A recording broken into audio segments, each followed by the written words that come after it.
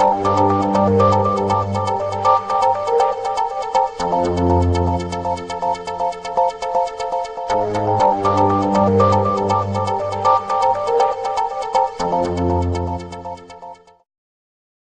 most diverse substances are transported and distributed in piping systems every single day.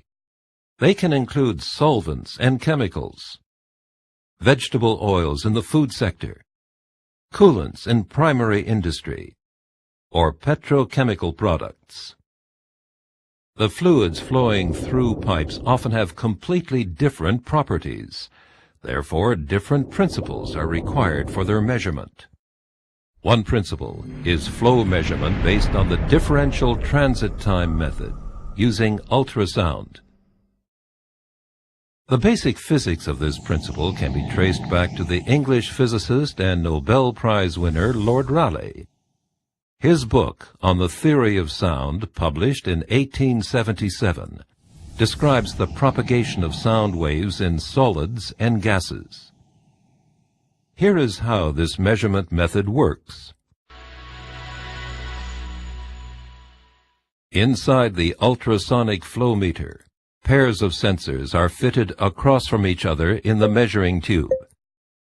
Each sensor can alternately transmit and receive an ultrasonic signal. Simultaneously, the transit times of these signals are measured. The ultrasonic signals are generated with piezoelectric crystals applying a voltage. Conversely, a piezoelectric crystal creates a voltage when an ultrasonic signal impacts the sensor.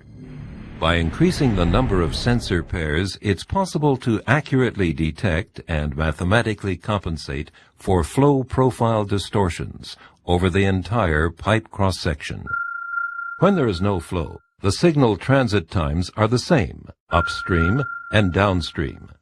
Once the fluid starts to flow in the measuring tube, the ultrasonic signals are accelerated in the direction of the flow and decelerated against the flow. As a result, the ultrasonic signals now have different transit times, less time in the direction of flow and more time against the flow. Therefore, the differential transit time measured by the sensors is directly proportional to the flow velocity in the pipe. Together with the known tube cross-section, the actual flow volume can then be calculated. The greater the flow velocity, the greater the measured time difference between the two ultrasonic signals. For ultrasonic flow measurement, the sensors do not necessarily have to be fitted into the pipe wall. With a clamp-on system, for example, the sensors are fastened directly onto the outside of the pipe. They can be retrofitted at any time without interrupting the process. With clamp-on sensors, the ultrasonic signal is passed directly through the pipe wall and into the fluid.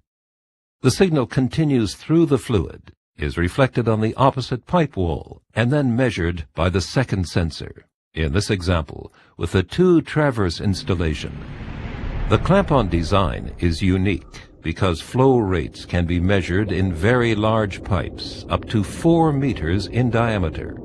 This possibility increases the areas of application, for example in the water and hydroelectric industries.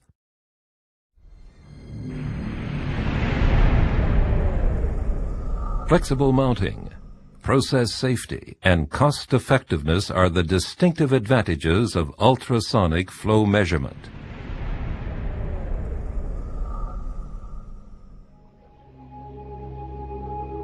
For all applications,